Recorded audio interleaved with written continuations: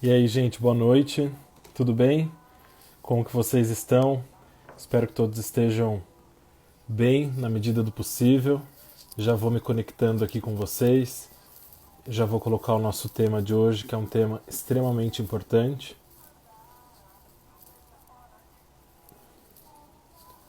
O nosso tema a gente colocou e ficou isolamento social e educação, que eu acho que é um tema tão importante para a gente tratar nesse momento, né? Trazer esse tema, essa temática, eu acho que é extremamente importante falarmos sobre isso nesse momento. Eu convidei a Divimari Borges, já vocês vão conhecer, eu vou convidar ela para a gente bater um papo aqui. Vai ser um papo muito rico, eu me conectei um minutinho antes para dar tempo das pessoas aí receberem a notificação.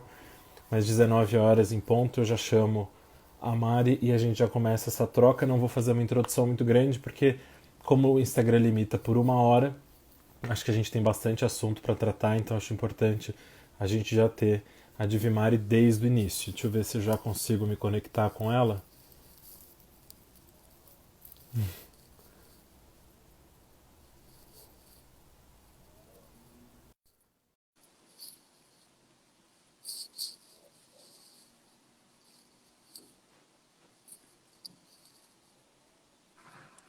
Ah lá, nos conectamos.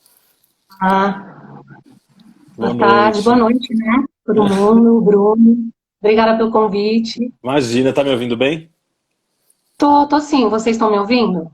Tô te ouvindo O áudio bem. tá bom? Tá ótimo o áudio. Eu primeiro quero te agradecer. Tô falando hoje com a Divimari, como o nosso amigo em comum, o Edu, ele sempre brinca. É o nome mais divo para a pessoa mais diva de todas, Divimari. Vou te chamar de Mari Coisa de durante a melhor live. amigo. Eu vou te chamar de Mari. Eu te chamei, Mari, porque eu acho tão importante esse tema. E eu, das poucas vezes que eu encontrei com você pessoalmente, a troca foi incrível, foi sensacional. E eu comecei a te seguir nas redes sociais e ver o teu trabalho como professora, o teu trabalho na sala de aula como profissional. E eu comecei a admirar demais, assim, que eu acho que de uma delicadeza, de um tom profissional com os alunos tão respeitoso. Você trata a educação de uma forma tão bacana, assim, e aí eu falei, não, eu preciso ter essa troca com a Mari, eu preciso conversar sobre tudo isso que está acontecendo. Mas antes da gente dar início, eu quero que você se apresente para a gente começar a nossa troca de hoje. Claro, eu sou mestre em educação pela Universidade de São Paulo, né? Dou aula em uma escola particular católica para o quarto e quinto ano, aula de História e Língua Portuguesa. E eu sou tutora em uma universidade EAD, né? Então, eu tenho esses dois trabalhos. A minha pesquisa no mestrado foi sobre questões de gênero com crianças em uma escola democrática. E eu estou há 5 anos nessa escola particular, que eu estou dando aula de História e Língua Portuguesa. Incrível, muito legal. É, Divi, eu acho que você está muito ativa, né? Como você disse, você dá aula num colégio particular, é tutora no ensino EAD. E eu acho que é importante a gente tratar esse assunto da educação no momento que a gente está vivendo. Claro que é um pouco ilusório a gente falar que as dificuldades que a gente está passando nesse momento com a educação, obviamente, elas foram aumentadas pela pandemia, mas a gente já tem um histórico é, de uma educação que a gente tem levado de forma muito relaxada, a gente pode dizer dessa forma, né? Eu fiquei pensando muito sobre a abordagem que eu ia fazer hoje na live, porque as questões dentro da educação, dentro da pandemia, são muitas, né? Eu, particularmente, a minha experiência pessoal tem sido positiva até então, né? Porque lá no colégio a gente vai começar a entrar num período de provas e tá todo mundo bastante estressado. A gente vai tentar usar o Google Forms. Eu, inclusive, acabei de aprender recentemente, fiz todas as provas e a gente vai começar a aplicar logo mais. E a gente não sabe como é que vai ser, né? Então a gente tá aí pisando em ovos, não sabendo direito ainda quais serão os resultados. E é bom que, assim, todos os professores que estão aqui saibam que a gente, antes de tudo, está dentro de um caos humano, né? A gente está dentro de uma pandemia sem precedentes, é muito grave o que a gente está vivendo, dentro de um caos político, acima de tudo, né? E eu acho que a gente entrou dentro da pandemia, principalmente na educação, com urgências muito prementes de resolver muitas coisas ao mesmo tempo. Mas é muito importante que a gente relembre como que estava a educação antes da pandemia, né? Então, não só a educação, como a parte social também. Então, é bom que a gente lembre que a gente estava com desemprego a 12%, que a gente está com aumento de população de rua. Eu trabalho ali no centro, foi assim, a olhos vistos, foi um aumento muito grande, né? A gente tem a volta ao mapa da fome, né? O Brasil voltou ao mapa da fome. Agora, em 2018, a gente tinha saído em 2014. A gente tem metade da população sem saneamento básico. A gente teve um aumento do auxílio-desemprego em 10% em janeiro desse ano. Então, a gente tem todo esse panorama aí, já bastante desfavorável, com uma desigualdade imensa social. Na educação, a gente tem um modelo escolar datado, né, que está parado, parou no século XX, então a gente tem a popularização da educação nos colégios em 1920, por volta do início do século XX, com o surgimento das fábricas, né, e aí Foucault explica melhor com o domínio dos corpos aí sobre isso. Ótimo. A gente tem, hoje, crianças com muitos estímulos tecnológicos, então com uma capacidade de concentração baixa, né? 97% tem acesso à internet pelo celular. E a gente tem pais hoje que trabalham demais. A sobrevivência no nosso país está muito difícil. Isso daqueles que não estão desempregados, né? Então são pais e mães que trabalham muito, têm muito pouco tempo para o filho, acabam perdendo um pouco da percepção dessa criança, do que está acontecendo com ela, e em muitos casos, muitos mesmo, a educação está sendo relegada para a escola. Né? Então, o professor tem que ensinar, às vezes, a criança que quando ela espirra, ela tem que colocar a mão na boca. Né? Educação que, provavelmente, você, como eu, a gente teve dentro de casa. Né? Bom, aí a gente teve uma novidade aí em 2018 com a BNCC, que veio justamente para tentar equilibrar essa diferença, essa inadequação da escola, né, nos dias de hoje, então, trazendo, então, o protagonismo dessa criança. Então, o ênfase dela é fazer com que o aprendizado seja ativo, com que você faça com que a criança vá deduzindo o aprendizado, que você não dê nada mastigado. E várias escolas, inclusive, começaram esse ano com a Sala Maker, né, que é uma sala onde a criança cria projetos e pode deixar esse projeto na sala, outras crianças vão criando em cima desse projeto. Mas até então, os professores estavam aprendendo em cima disso tudo. Era tudo novidade para eles também, né? Você acha que isso é uma realidade, trazendo esse panorama da educação e o panorama social que você colocou, trazendo essa novidade que estava sendo implantada? É possível isso no momento que a gente estava vivendo até antes da pandemia? As escolas particulares, eu tenho mais contato com as escolas particulares, né? Então muitas deram o seu jeito, né? De uma forma ou de outra. Algumas com mais ferramentas, com mais recursos tecnológicos, outras com menos, mas todas tiveram que implementar isso, porque agora em 2021 ia ser regra para todas as escolas. Tá. Eles deram 2019 e 2020 para adaptação, 2021 é regra, então a gente teve que correr atrás de tudo isso.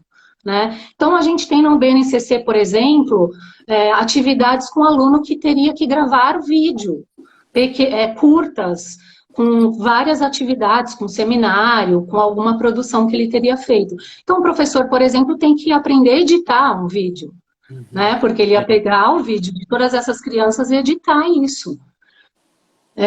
Bom, toda essa transformação já estava acontecendo e os professores já estavam percorrendo esse caminho aí. E aí começou esse ano e a gente achou que esse vírus não fosse tão letal, ninguém levou muito a sério. Eu, inclusive, trabalho numa escola de maioria não, eu tenho uma grande quantidade de alunos chineses, né? Então eu fiquei bastante preocupada, porque esse vírus estava vindo de lá e tal. Então a gente até viu um vídeo do Drauzio Varela falando que não era tão importante, não era tão letal, a gente se acalmou. Mas fomos pegos aí de supetão, de uma hora para outra, todo mundo correu para casa. Inclusive, acho que isso aconteceu um pouco tardio, né? Lá na escola, na minha escola foi rápido, inclusive. A gente parou no dia 15, mas parece que a prefeitura instituiu dia 23, se eu não me engano. A gente parou um pouco antes, porque a gente viu que realmente estava muito grave. Bom, quando a gente vai falar do início da pandemia na educação, a gente já pensa logo em internet. Né? A gente já pensa logo no acesso a recursos tecnológicos e a internet, que é a única forma de você se comunicar hoje com seu aluno. Eu, particularmente, tive um super respaldo do meu colégio, então a direção e a coordenação foi muito generosa, muito compreensiva, cooperativa, os professores se cooperaram, a gente já tinha grupo no WhatsApp, a gente já tinha um aplicativo chamado ClassApp, que é uma comunicação com os pais, né? E a gente já tinha um diário de sala também, pela internet, lá um aplicativo, um site. Então a gente já estava aí começando a se preparar, no começo do ano já estava com esse respaldo, né? Perfeito. Mas eu não posso desconsiderar que no Brasil a gente tem uma desigualdade imensa, né? A gente tem apenas 57% das residências com Wi-Fi com computadores hoje no Brasil, né? Celular com internet não é o melhor dos mundos ali, o melhor dos meios para se ter educação. Eu mesma tenho alguns alunos que usam esse recurso, é o último, né? E a gente vai se adaptando e vai tentando acolher esses alunos, porque eu acho que isso é o mais importante nisso que está acontecendo. A gente sabe que as escolas estão paradas por tempo indeterminado, existe uma previsão para outubro, mas ninguém sabe o que vai acontecer, né? A gente está aí perdido num caos, sem direito ninguém cuidar da população, então a gente realmente não sabe o que vai acontecer. A gente tem 70% das redes municipais sem uso de tecnologia nenhuma online. A gente tem professores de escola pública sobrecarregados com relatórios para provar que estão trabalhando. Então, a gente tem um caos muito grande no ensino público, né? E não dá para a gente desconsiderar isso, porque essa desigualdade que a gente está trazendo para dentro da pandemia, ela está sendo agravada e esses alunos estão perdendo a oportunidade. Então, o que o governo tentou fazer? Fazer aulas pela televisão para esses alunos, mas são conteúdos completamente diferentes do que os professores estavam dando, né? A gente sabe que teve uma verba aí que foi transferida, né, esses dias aí para o Centrão, e é na casa de bilhões, e eu fico só imaginando o que não dava para fazer com esse dinheiro, né? De repente, fazer com que o acesso fique gratuito de internet no Brasil por esse período e o governo dá um jeito de bancar isso. Tem tablets com um preço muito popular, por que não distribuir isso para os alunos, né? Então, eu penso que a gente teria formas de driblar isso, mesmo porque me parece que não vai ser por um tempo curto, né? Parece que a gente vai ter por um tempo mais longo. Sim, e eu acho que o que você disse, né? Acho que quando a gente começou tudo isso, talvez a gente não esperava que fosse durar, né? Que fosse tão longo. Quando começou, não, todo mundo em casa, quarentena. A gente achou que, talvez 2 semanas, 3 semanas, as coisas vão se normalizando. E aí foi aumentando o o número de óbitos, infelizmente, foi aumentando o número de pessoas infectadas, e aí foi aumentando o isolamento social, e as escolas, elas tiveram que se adaptar de forma muito rápida, né?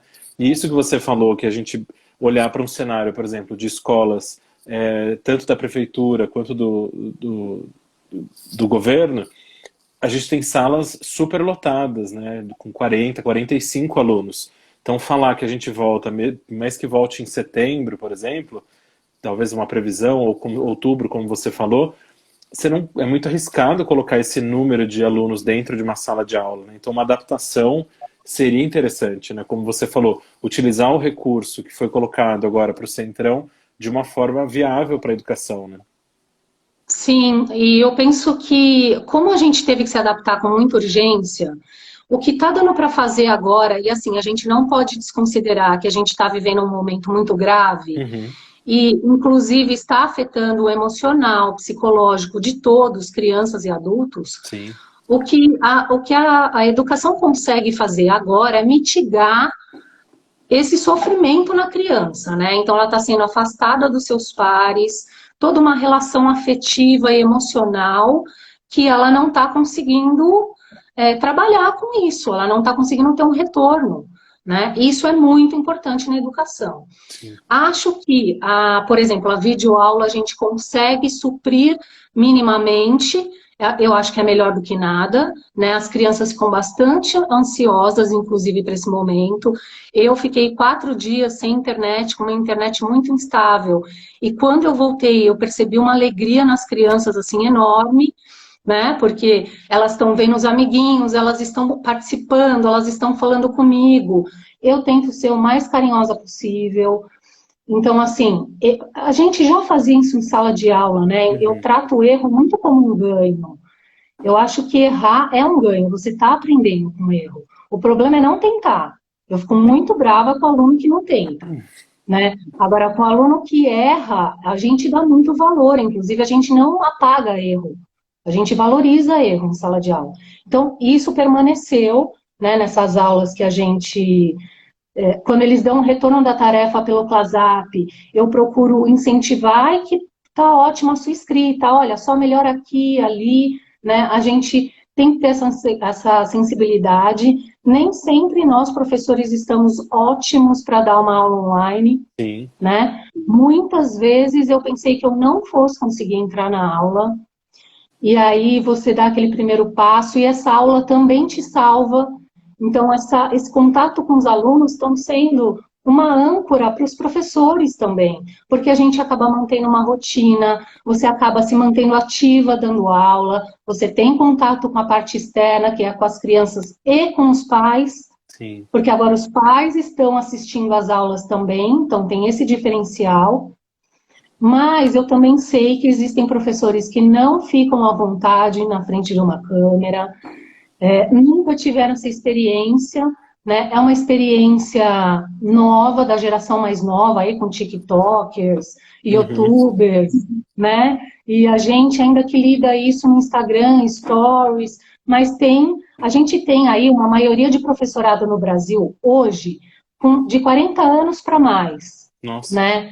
Muitos casados e que tem um outro estilo de vida hoje que não usa tanto, né, rede social, usa mais para falar com a família. Então, são pessoas que estão muito desconfortáveis nessa situação, né? Mas voltando aí para as escolas públicas, eu Uhum. tive 2 depoimentos de um amigo, porque nesses 3 dias aí que antecederam a nossa live, eu perguntei para os meus amigos se eles gostariam que a gente conversasse sobre alguma coisa, e eu tive um retorno muito singular de um amigo que mora na Bahia e é professor, Legal.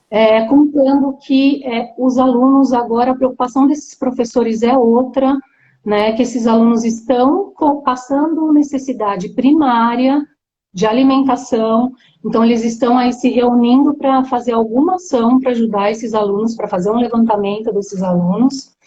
E ele me passou também um depoimento de um amigo dele, que é professor em Campinas, que os alunos estão tendo que trabalhar como entregadores Nossa.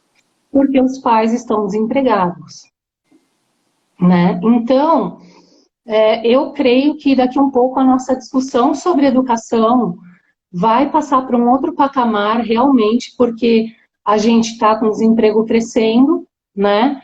Eu já tive demissões na minha escola, provavelmente muitos professores também já tiveram, e a gente não sabe como que essas escolas vão fazer para se manter, Sim. né? Essa que é a verdade, a gente não sabe como vai ficar a economia do nosso país, porque ninguém está levando a sério isolamento e quarentena, né? Esse depoimento eu estava ouvindo um podcast esses dias e eles estavam falando sobre educação, mas mais focado no Enem, né? Nessa questão, enfim, tudo que aconteceu com o Enem. E era uma diretora de um cursinho popular pré-vestibular, né? Preparatório. E ela falou que eles prepararam um grupo de WhatsApp, conexões por Hangout, enfim, tudo que eles puderam fazer para se adaptar, para manter a preparação para esses alunos, foi feito. E ela falou que tinha assim, 80 alunos inscritos e que frequentavam as aulas, né, desse cursinho pré-vestibular, mas que quando começou a pandemia, como começou a quarentena, começou as aulas online, ela percebeu que teve uma queda enorme, assim. E aí, dos 80, 30 alunos assistiam. E aí eles foram tentar entender o que estava acontecendo, por que esses alunos não estavam participando. E aí foi onde ela percebeu que era o cenário que você trouxe, assim, que faltava o básico. Então, quando falta o básico, eles não iam parar para assistir uma aula. Então, não tinha internet, não tinha celular, muitos não tinham o que comer em casa, então tinha que ir para uma fila. Ela traz o depoimento de um aluno que foi para uma fila, a mãe colocou ele numa fila de uma igreja que estava doando cestas básicas, então a fila dobrava a esquina, a mãe precisou colocar o filho ali para pegar, né, ficar esperando a cesta básica, enfim. Então é o cenário, né, que a gente estava vivendo, que é o que você falou, que muda a discussão da educação e vai para princípios básicos, né? Porque quando falta esse básico, você não consegue, a pirâmide ela não se sustenta, né? Não, é muito triste, a gente tem essa desigualdade abissal, vergonhosa no nosso país, né? E ela, acho que com a pandemia, isso se agravou muito, com mais um agravante que agora a gente sabe que a saúde de um é a saúde de De todos. todos. Então, se a gente tem a maior favela da América Latina em cima de um esgoto, a gente realmente deveria estar se preocupando com isso agora, porque as bolhas se encontram. Não adianta hoje, eu escutei inclusive ontem numa live, não lembro se foi do Átila, de quem foi, falando que agora a classe média alta e os ricos falaram que parou de crescer, né, nesse setor, então eles não têm que se preocupar. Tem que se preocupar sim, quando as Lógico. pessoas circulam, as pessoas se encontram. Se não for de forma humana, se essas pessoas não conseguem ser humanas, que elas consigam ser pelo menos inteligentes, de pensar que sim, essas bolhas se encontram, elas vão se contaminar. Isso pode acontecer. É por isso que a gente tem tanta volta, né, dos ciclos de quarentena. Nos outros países já estão acontecendo, já está acontecendo isso, A segunda né? onda. Então a gente tem um empresariado e uma classe média muito esquisita no nosso país, né? É uma boa definição. Divi, eu acho que tem É. uma, uma dúvida que você, quando a gente trocou uma conversa bacana, antes da gente fazer essa live, você me explicou. A gente confunde muito ensino remoto e educação à distância, né? E tem uma diferença muito grande, né? Enorme, né? Porque a EAD, que é lá onde eu sou tutora, já tem todo, ela começa desde o início com uma plataforma, um ambiente virtual, tudo é preparado para que esse aluno. Então, a gente vai ter tutor que grava a aula, tem um estúdio para gravar, é pago à parte, muito bem pago, porque é um professor conteudista que prepara isso, né? Então, você vai ter outros tutores que mediam todas as atividades, então, através de quiz, através de fóruns de discussão. Então, é ele que vai lá incentivar essas discussões. A gente tem o tutor de processos que vai avaliar todas as atividades complementares desses alunos, estágio, né? E as provas, que por enquanto a legislação ainda não mudou e a gente está com problema lá com isso, porque as provas ainda pela legislação são presenciais, né? Então a gente está aguardando para ver se isso vai continuar assim e ver como é que isso vai acontecer. Já o que a gente está fazendo no colégio, na educação básica, é um ensino remoto, Uhum. né? A gente está tentando adaptar aulas presenciais em aulas através de outros recursos tecnológicos. Tem muita coisa dando certo, tá? Eu acho que as crianças gostam sim de tecnologia, elas se divertem. Eu já fiz algumas experiências, as crianças ficam bastante empolgadas. Então, por exemplo, eu dividi as minhas aulas à distância em aulas. Então, no período da manhã a gente tem todo um cronograma escolar, então eu sigo com os meus conteúdos. Claro que eu estou passando esses conteúdos assim. Eu acho que a gente teve que baixar a nossa expectativa. Um colega meu usou esse termo e eu adorei. Beijo, Daniel, se você estiver me assistindo.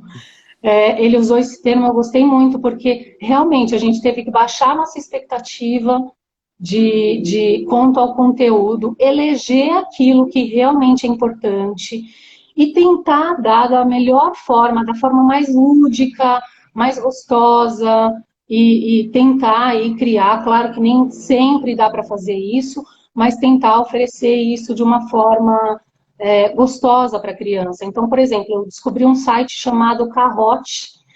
Ele é um game, ele é todo um formato de quiz, em formato de game, e aí você coloca, você mesmo faz, o professor faz o seu game lá, com as perguntas do conteúdo, e a criança joga isso. Os meus alunos Olha, legal. piraram, todos quiseram participar. Então, assim, o que eu percebi? Quando eu dou atividade no ClassUp, então com conteúdo, crio toda uma sequência didática, e claro que tem a tarefa, porque isso foi instituído lá, eu muitas vezes não tenho retorno. Quando eu tenho um retorno, é um retorno que eu percebo que é desanimado, sabe? Eu percebo que essa criança, você percebe o estado de espírito da criança. Uhum. Que ela, para ela aquilo ali já tá too much, sabe? Tipo, ai, olha, eu já tô enfrentando tanta coisa na minha vida, você vai me dar mais uma coisa chata, sabe? Então, assim, todas participam da videoaula. Muitas crianças participam da videoaula. E a gente já tinha, eu trabalho muito com as crianças uma ideia de que elas são um coletivo, né? Então, minhas crianças já têm de 9 a 11 anos e a gente consegue começar a introduzir essa ideia. Tudo é feito de acordo com eles, tudo a gente conversa. Desde meditação, quando eu proponho para a gente fazer meditação em sala de aula, eu falo, gente, é o seguinte, eu conheço aí uma coisa super bacana, queria propor para vocês, porque é uma forma da gente controlar nosso emocional. A única chave que a gente consegue controlar o nosso emocional é pela respiração. O que vocês acham? Vamos experimentar? A gente podia fazer 2 minutos e depois vocês me falam. Se vocês não quiserem, nunca mais a gente faz. E aí eles experimentam, eles gostam. Claro que não dá para fazer todo dia, mas aí 1, 2 vezes na semana a gente consegue fazer. Às vezes eles me pedem para fazer. Então tudo é conversado para que eles tenham uma ideia de que eles estão num coletivo, Uhum. né? E que eles não podem tomar decisões sozinhos, porque eles vão atrapalhar um grupo inteiro, né? Perfeito. Então, eu fiz a aula de videochamada pela primeira vez, que foi um teste, foi uma algazarra, foi assim, não deu certo, porque eles ficaram malucos com os colegas ali, querendo falar com os colegas. Foi uma festa e deu bastante errado para mim, mas eles ficaram bem felizes, né? E aí, eu instituí o combinado. Então, puxando para esse lado do coletivo, passei lá uma mensagem para os pais pedindo para que então a gente adotasse alguns comportamentos para justamente eles conseguirem me escutar e conseguirem se escutar, Uhum. né? Mas é muito importante também nessas videochamadas trazer o aluno para a aula, e você só traz o aluno para a aula se você pedir para ele fazer coisas. Sim. Então, como eu sou professora de língua portuguesa, às vezes eu peço para ler um texto, ler um trecho do texto. A gente vai fazer chamada oral de conjugação verbal. E eles adoram. Tem um aluno meu que escreve, professor, estou ansiosa, estou Ah, ansioso para fazer. Porque é um momento de interação sim. deles, né? E aí eu acabei criando no período da tarde também uma vez por semana, 2, uma aula tipo recreio, sala de conversa. Legal. E isso eu vim instituir, tipo, recentemente, porque até então eu percebi que as crianças não queriam falar sobre o assunto, né? Elas não me davam nenhuma abertura, e eu sempre espero isso das crianças. Elas não puxaram em nenhum momento esse assunto e eu não continuei dando propostas para que elas se distraíssem, porque a gente sabe que é muito pesado mesmo, né? Eu já vivi isso quando eu era criança, eu vivi uma situação bastante pesada e a última coisa que eu queria era falar sobre esse problema, Sim. né? Então, quando a gente tem essa experiência, a gente consegue ainda colocar em prática na nossa vida profissional, né? Então, agora que eles começaram a demonstrar muita vontade de conversar sobre isso, a gente começou a fazer essas salas de conversa que têm sido bem bacanas. Às vezes eu misturo as duas salas, às vezes não, às vezes não dá muito certo, mas a gente vai aí se adaptando, tudo é uma questão de experimentação também, vou perguntando para eles se eles estão gostando.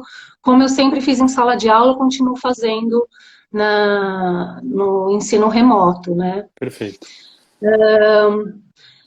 Bom, continuando aqui na pauta, eu tentei criar uma pauta aqui para a gente Sim, pegar o máximo de assuntos possíveis, né? Porque tem muitas questões e mesmo assim vão fugir algumas. com Espero certeza. que você consiga fazer outras lives com outros professores, porque é realmente muito necessário, né, para a nossa categoria aí, que eu vi, por exemplo, uma questão sobre desrespeito, né, com o professor.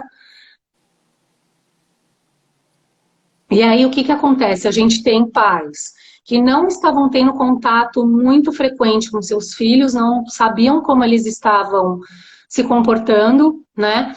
E tomaram um choque de realidade e começaram a questionar os professores. Mas eu vou dizer para você que 100% dos profissionais que eu conheço estão dando tudo de si, né? Uhum. Estão trabalhando em tempo integral, incansavelmente, tá?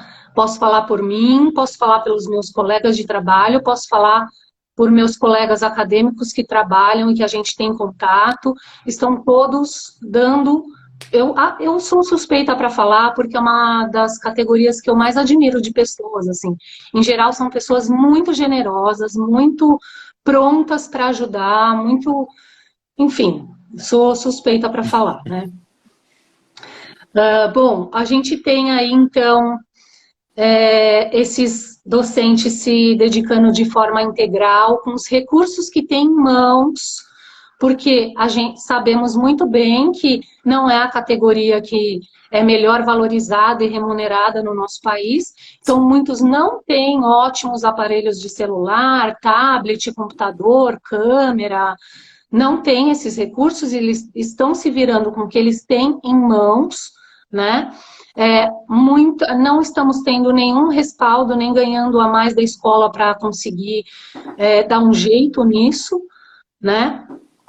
E não esquecendo que o professor tem o fator humano e ele também está sendo abalado por todo esse caos que a gente está vivendo, está tendo aí o fator psicológico, com Total. o agravante das questões de gênero, que nós temos 80% dos professores hoje da educação básica como mulheres, né? E nós sabemos que nós vivemos numa sociedade bastante machista, então nós temos aí mulheres que se ocupam da alimentação, da higiene da casa, dos filhos, da limpeza da roupa, do supermercado, da lição do filho sozinhas, além de serem professoras, Sim. né? Então a gente tem mais esse agravante aí, além de tudo que a gente está vivendo, né? A gente tem uma pesquisa do PISA, inclusive, dizendo que servir alimentos, limpeza e manutenção de roupas ainda é uma atividade predominantemente feminina, né? Como a gente tem um professorado de metade dele é de 40 ou mais, a gente sabe que as pessoas um pouco mais velhas têm um pouco mais de relutância, né, em modificar os seus hábitos, então a gente tem essas mulheres aí ainda bastante sobrecarregadas. Eu peguei aqui dois depoimentos sobre essas reclamações que esses professores Perfeito. estão tendo em sala de aula, né? Então, essas grosserias que estão acontecendo, porque o professor, além de tudo, agora ele tem que ser um administrador de conflitos, né? Então, tem o retorno de, olha, minha filha não soube lidar com a lição que você passou, ela teve um chilique, e, poxa, professora, como que você dá uma lição dessa? Sem pensar que tem um porquê, né, de você ter dado aquela atividade. Por que você deu uma atividade desafiadora? Né? Em vez de perguntar para você, não, esses pais já vêm. E a gente acaba tendo que entender, né, tendo que ter o lado humano e falar, não, tudo bem, eles estão passando também por uma situação muito difícil, eu não sei se esse pai está desempregado, qual é o desespero que ele está tendo nesse momento, eu fui a válvula de escape dele nesse momento, e a gente tem que acabar entendendo isso, né? Então, eu tenho um depoimento de uma professora que fala, minha angústia é ver que nem sempre todo esse esforço de oferecer uma aula de qualidade dentro do ambiente virtual é valorizado ou reconhecido. Sim. E a gente tem um outro depoimento que fala, foi bem complicado para os professores sem formação, para o uso da tecnologia na educação, se adaptar e ainda reorganizar a rotina da casa. Perfeito. Né? Como eu estava te falando sobre as questões de gênero aí. Sim. Eu acho que vai de encontro. Eu fiz uma live na sexta-feira com a Daisy e ela falou, a gente falou sobre a saúde mental dos profissionais da saúde, né? Tanto psicólogos quanto médicos, enfermeiros que estão na linha de frente. E é um dos primeiros momentos, né, acho que da vida, que nós todos passamos pelo mesmo problema juntos, né?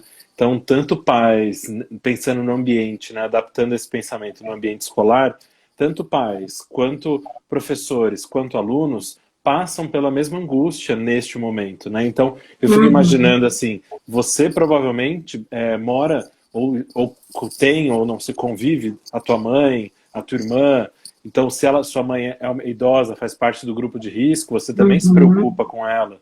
Então, acho que todos nós passamos por esse mesmo medo. E esse depoimento, né, o primeiro que você leu, dos pais não compreenderem, isso é muito complicado, né? Porque eu acho que é o primeiro momento onde o professor, você falou, né, precisa exercer essa sensibilidade, essa visão mais humana, mas o pai também precisa ter essa visão, né? Quem é essa professora, quem é esse professor que está do outro lado, que também deve estar passando por medo de perder o trabalho, medo da família, a adaptação da rotina inteira da casa. Então é muito delicado, né? Porque eu acho que é um momento para a gente exercer muito essa empatia geral para tudo, né? Porque todo mundo, acho que sem tirar nenhum, tá passando por uma dificuldade, uma angústia assim, né? E a gente está lidando com a morte de uma forma muito possível nesse momento, né? E é muito difícil lidar com isso, né? A nossa sociedade tem um tabu muito grande em relação à morte. Teve uma vez que eu tentei levar para os alunos, inclusive, um livro que falava sobre morte, e foi um certo tabu isso no colégio, melhor mudar esse livro, porque é um tabu para as crianças, é um tabu ainda na vida adulta, as pessoas Sim. ficam super de saia justa para falar sobre esse assunto, então a gente está muito despreparado emocionalmente, psicologicamente para lidar com isso, né? Mesmo sabendo que um dia a gente vai morrer, né? Uhum. É muito complicado lidar com isso. Eu estou percebendo que, assim, teve um amigo meu que disse num podcast que vai ser, acho que o maior desafio para a gente agora vai ser manter isso, né? Inclusive manter o nosso psicológico no lugar. E eu percebo muito isso, pelo menos como experiência própria, né? Muitas vezes a minha aula, a minha videochamada com os alunos me salva, acredito que deva salvá-los também, mas tem dias que realmente é uma luta entrar nessa aula online, né? E preparar a aula, e preparar a atividade, e não parar de corrigir. É como se você tivesse presa dentro de um lugar e mentalmente o tempo inteiro trabalhando com aquilo. Sim. Você não consegue nem distrair a sua cabeça, É. né? Porque quando você vai para a escola e dá aula, depois você sai de lá, Acabou. sair, Uhum. né? Eu vou tomar um café, eu vou ver meus amigos, eu vou sair, eu vou viajar no final de semana, eu refresco a minha cabeça. Não é o que está acontecendo agora, né? Então a gente está muito exaurido, inclusive mentalmente, né? E esses professores estão trabalhando de uma forma integral, porque você fica recebendo esse material o tempo inteiro dos alunos, né? E você quer acolher, então você fica abrindo os aplicativos, fica corrigindo, fica dando feedback o tempo inteiro, né? Bom, a gente teve uma pesquisa aí do Instituto Península, que foi é um início de pesquisa, me parece que eles ainda vão fazer mais algumas pesquisas mais para frente com os professores, Legal. do dia 23 ao dia 27 de março, então eles pegaram bem no início, imagino agora como isso não deve estar, com 2.400 professores da educação básica, né? E já naquele período, 66% estavam muito preocupados com a própria saúde, com a saúde dos seus familiares, e já naquele período estavam sentindo efeito na saúde mental deles. Então, eles já começaram a ter insônia e ansiedade já naquela época, né? Nossa. A gente tem 70% mudaram as suas rotinas pessoais e profissionais.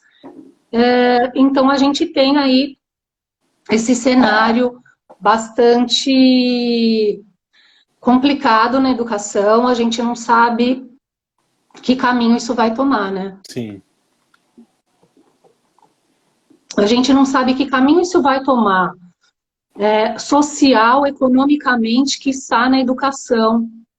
Torço muito para que todo esse caos que a gente está vivendo, político e na nossa saúde, se resolva antes que o pior aconteça, né? Porque a gente sabe que se muita coisa quebrar no Brasil, nós somos um país pobre, né? A gente não tem respaldo financeiro para se levantar com muita rapidez e muita facilidade. Sim.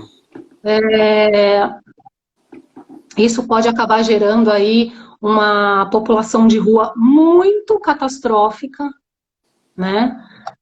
Eu espero imensamente que isso não aconteça, espero que a gente ainda possa conversar bastante sobre educação e que a gente consiga continuar o nosso trabalho, porque só vamos ter que prolongar isso por tempo indeterminado e que a gente consiga continuar prolongando, que esses pais tenham a consciência de que a gente não está fazendo de conta que está suprindo as aulas, nós estamos realmente dando aula. Sim, Né? perfeito. E aí eu trouxe um pouquinho do que eu venho adotando, então, nas minhas aulas aí, com experiência pessoal, né? Legal. Lembrando que eu tenho o privilégio de ter recursos, né? Então, eu tenho aparelho, eu tenho computador, eu tenho celular, eu tenho internet, por enquanto, a gente não sabe até quando, né? E eu tenho alunos que também têm esses aparelhos, então, isso é um facilitador, realmente eu estou falando desse lugar, né? Perfeito.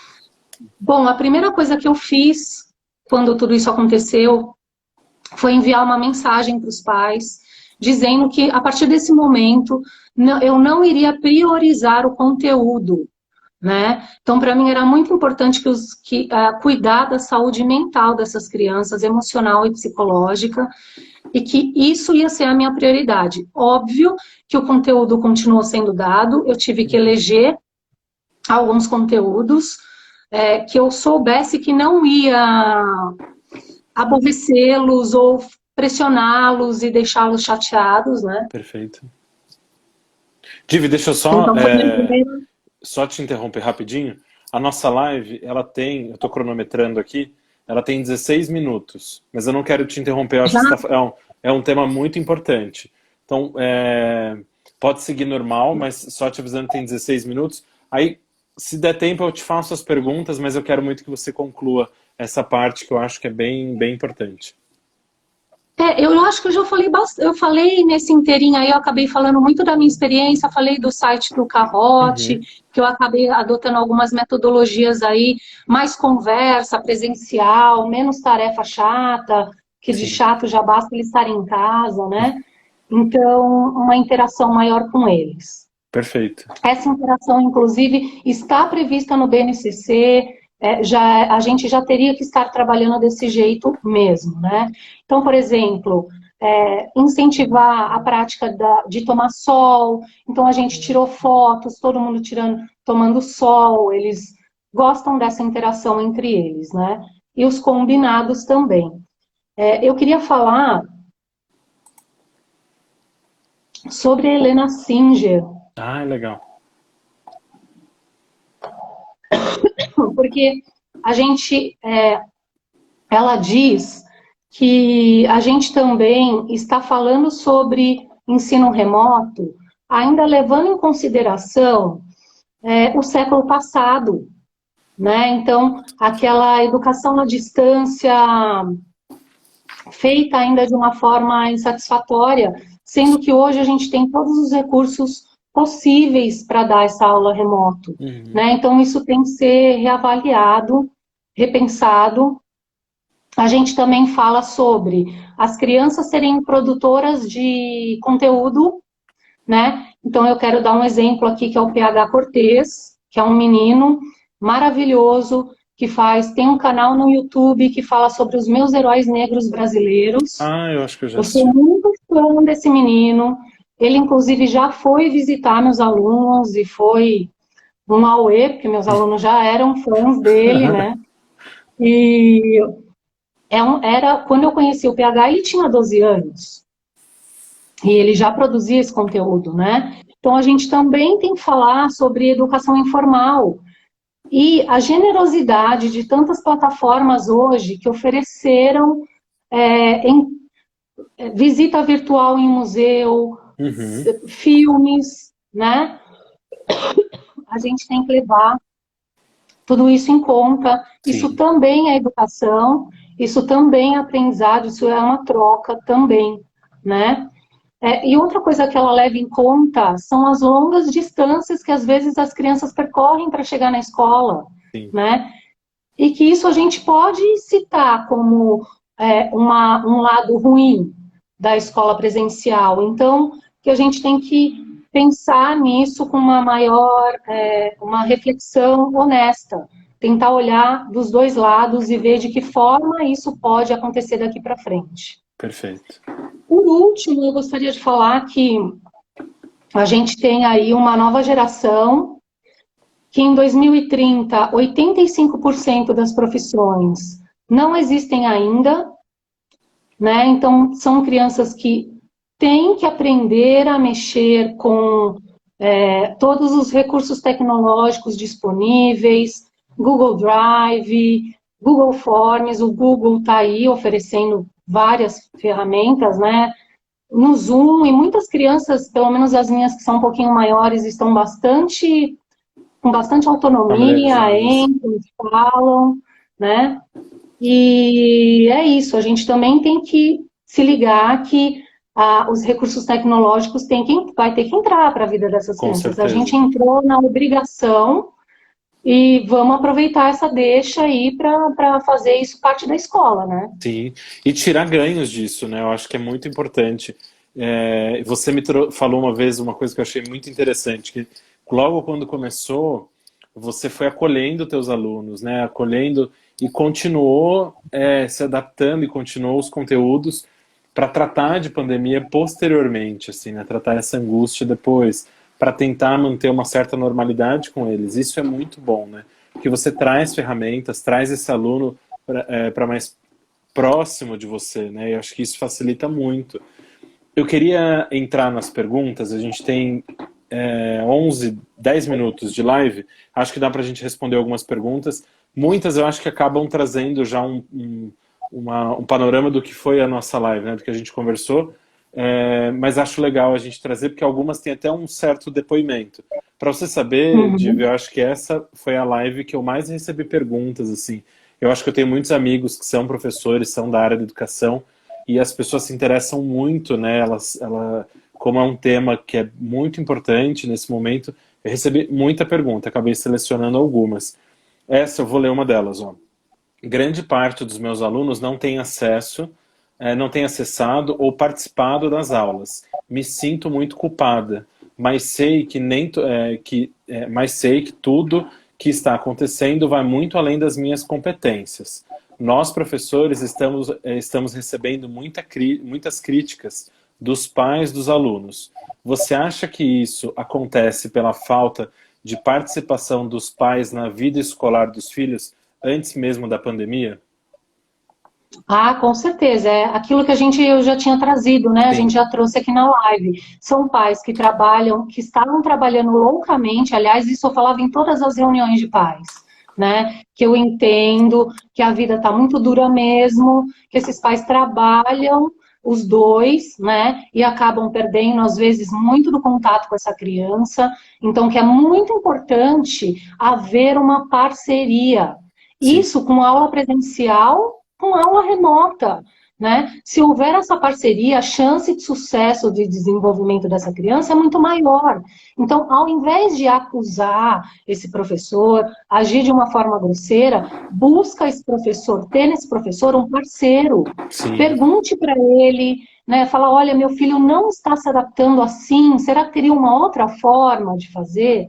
Né? Então, por exemplo, eu falei para os pais dos meus alunos que para observar se, às vezes, pegar só um período do dia para fazer atividade e não ficar muito pesado.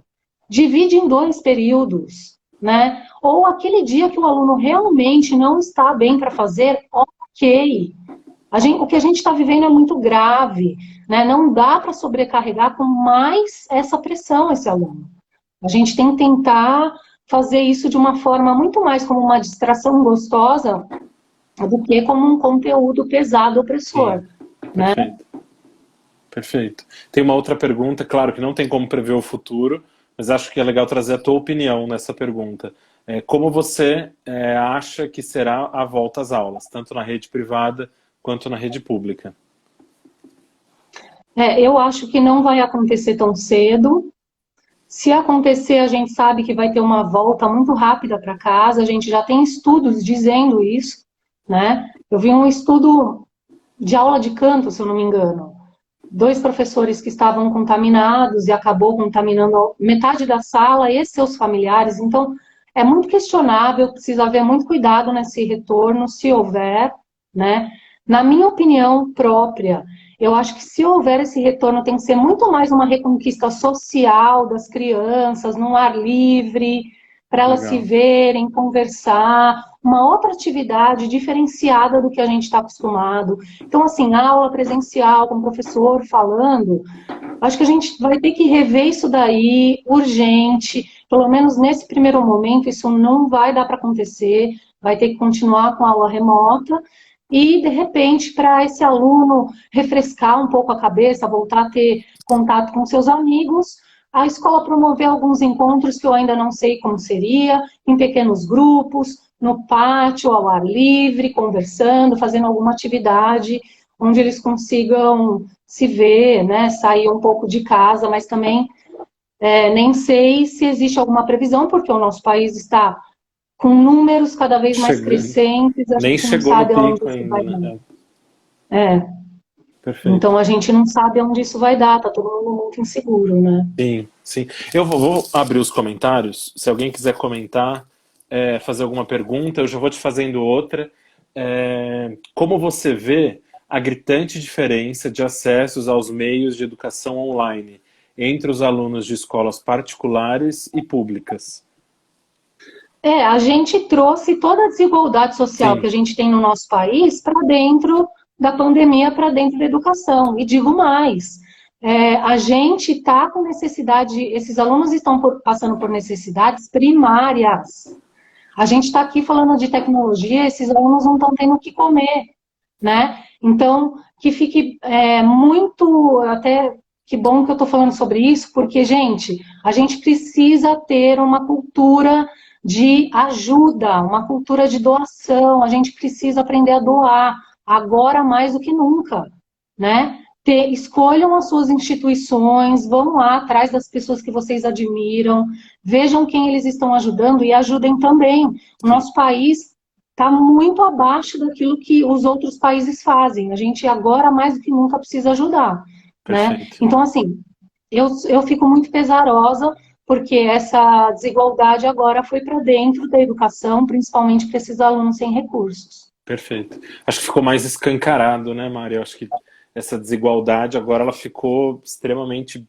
que já vinha na cara, né? Acho que as pessoas que não querem ver, elas estavam só ocultando ali, a grosso modo, mas já estava escancarado há tempos. Tem uma Sim. outra que eu acho que eu achei extremamente pertinente. Claro que eu acho que ela entra talvez em meios legais, mas eu achei bacana como a pessoa fez essa pergunta, que é o que você relatou. Eu não tinha recursos para me adaptar a essas aulas online. Tive que comprar computador, microfone e caixa de som. Tudo obrigado, a pessoa colocou obrigado entre aspas, pela escola. Eles enviaram um comunicado solicitando tais equipamentos. Eles podem fazer isso? Eu acho que, claro, a gente vai discutir essa questão, né? A gente nem tem meios como uma forma legal como respondê-la. Eu acredito que não, mas eu acho que eu trouxe essa pergunta porque traz esse relato dessa falta de recurso de adaptação. É o que você falou, né? Se o professor não ganha bem, ele não tem muitas vezes um bom computador, um bom celular, uma boa estrutura para fazer coisas online. Mas enfim, você acha que a escola pode fazer isso? Olha, eu tive muita sorte na escola que eu trabalho, né? Houve muita compreensão, não houve nenhuma obrigatoriedade de ter um recurso tecnológico muito avançado, nem nada. Mas nas escolas não podem fazer isso, a Simpro está aí para ajudar, então a dica que eu dou é vai atrás do Perfeito. sindicato, né? A Simpro é muito atuante, ela pode ajudar com isso, e as escolas não podem obrigar, elas podem tentar fazer uma pressão desesperada, né? Isso daí é uma atitude desesperada de uma escola para não perder aluno, Sim, né? Mas ela não pode fazer isso às custas financeiras de um professor, tá? Então, infelizmente, muitos acabam cedendo para não perder o emprego, né? Mas eu dou essa dica de sempre ir atrás da Simpro pedir algum conselho. perfeito, ótimo. Eu acho que tem uma outra questão que eu acho que é interessante, que a gente vai bem para o lado emocional, né, para a parte da psicologia das coisas, né? É como dar apoio emocional para essas crianças, né, para os alunos, se nós, professores, também estamos sofrendo sem apoio emocional. Acho que isso é extremamente importante, porque você precisa olhar para si, cuidar de si, ter certeza que você está Uhum. bem, está seguro, para você aí sim poder oferecer para o outro, minimamente possível, algo, né? Eu acho que vai muito com o que você falou, que muito bonito, que às vezes a aula, fazer a videoaula, estar em contato com os teus alunos, é aquele socorro, aquele respiro da semana difícil. Mas acho que precisa também, você precisa criar momentos, né, como professor, para ficar bem consigo mesmo, né, Mário? Sim, e aí praticar coisas que você goste de praticar. Eu, por exemplo, comecei a adotar yoga, né? Ah, Na minha vida nunca tinha feito, tô curtindo a beça, tá sendo muito bom pro meu psicológico, mas tem dias que eu vou pro fundo do poço e não consigo fazer nada, né? Acho que todos nós estamos passando por muitos altos e baixos aí. Ao mesmo tempo, eu também acho que acaba sendo uma boia um do outro, né? sim, O professor e o aluno se apoiam um no outro e está sendo uma ajuda muito bonita de ver, né? Tirando raras exceções aí, na minha experiência particular, estou podendo contar com o apoio de alguns pais que são muito carinhosos, muito companheiros aí, e estão fazendo essa parceria, mas eu acho que é bom também os professores colocarem isso para os pais, né? E para que eles entendam que essa parceria faz parte da educação. E perfeito. é muito importante estabelecer essa parceria. É bom que eles conversem sobre isso também com os pais, Com sabe? certeza. Mas que se cuidem, sim. É muito importante se cuidar, é muito importante estar bem. Ah, naquele dia eu não estou bem, eu vou parar tudo, eu vou parar de fazer o que eu estou fazendo. Eu vi um podcast que me emocionou muito, que chama Autocobrança. Então, daquelas pessoas que não conseguem parar para descansar, porque elas, a todo momento, o psicológico delas fica cobrando que elas têm alguma coisa para fazer.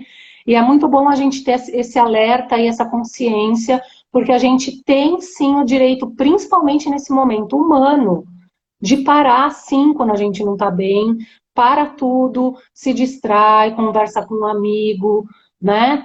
vai beber um vinho, não sei, vai assistir um filme, vai fazer uma yoga, qualquer coisa que te dê prazer, é muito Perfeito. importante. Perfeito.